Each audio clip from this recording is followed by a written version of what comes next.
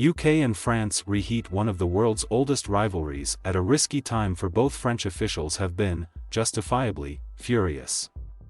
Three of its supposed allies struck a deal behind its back, with one reneging on a contract agreed years ago. For a man who has spent his presidency presenting himself as Europe's most serious leader both internally and on the world stage, it was a major embarrassment.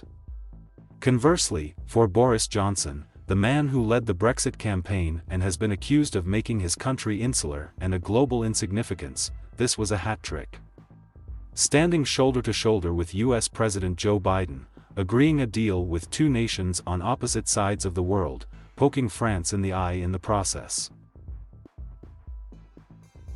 It's the final point that best explains both the hostile rhetoric that has come out of France and goading language from British over the past week. When France withdrew its ambassadors from Washington, D.C. and Canberra, it elected not to do the same in Britain, which was seen as a snub of sorts.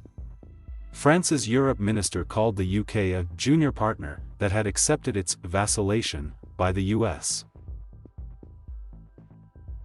Johnson responded to the hostility by saying, tellingly in broken French, that some people need to get a grip and give him a break.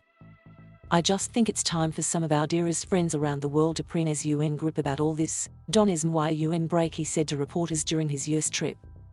As childish as all this seems, it could be consequential. France and the UK have long been neighbours who love to hate one another. Politics is often as simple as, people like being on one side of a rivalry and love it when they get one over their rival, says Rob Ford, Professor of Politics at the University of Manchester. But why would he, or any world leader, want to even risk causing such offence? Bluntly, engaging in a bit of spat politically suits Macron and Johnson rather well right now. First, Macron. Aurélien Mondon, senior lecturer at the University of Bath, explains that this is a good opportunity for him to appear statesmanlike while France is only a few months away from the presidential election. This sets him apart from many other candidates who have very little experience in such matters. It also helps Macron underscore one of his key objectives, bringing the European Union together on matters such as defence, something that would have been impossible had the UK not voted to leave. It's no secret that Macron wants to build up an EU pillar within NATO and the EU to have greater defence capabilities, says Emmanuel Jean Quinlivan, lecturer in European politics at the University of Cork. He's now able to use the AUKUS row to say the EU cannot rely on the US or the UK. She also points out that during the Brexit negotiation process, it was Macron who consistently took the hardest line with the UK and was at times the biggest risk to a Brexit deal. Which brings us to Johnson.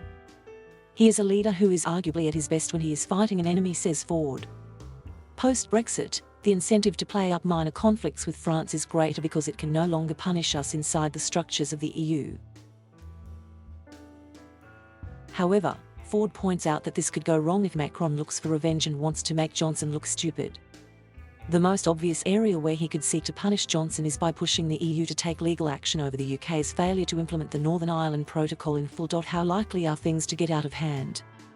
There is limited good faith between Paris and London right now, and a poor relationship affects lots of important issues between neighbours. The UK government has been working with France to stem the flow of irregular migrants travelling across the English Channel. Julian King, Britain's former ambassador to France, says that without the French incentivised to enthusiastically patrol those beaches, crossing the Channel becomes much easier for those wanting to smuggle people into the UK.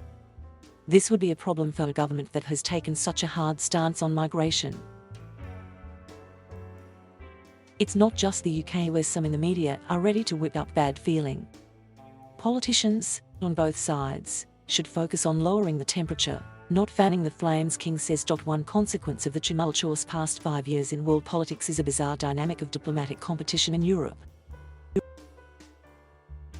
The UK, outside the EU, wants desperately to be the best friend of English-speaking democracies like the US, Australia, Canada and others. Simultaneously, the EU is trying to build its own power base that, while independent of the US, will force Washington and other global players to take it seriously.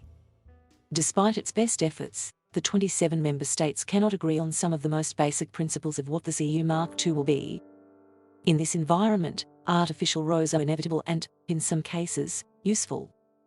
What leaders must be careful of, however, is not letting them boil over from performative fluff into policies that are damaging to themselves and others.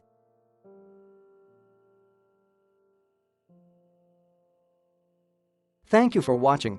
Please subscribe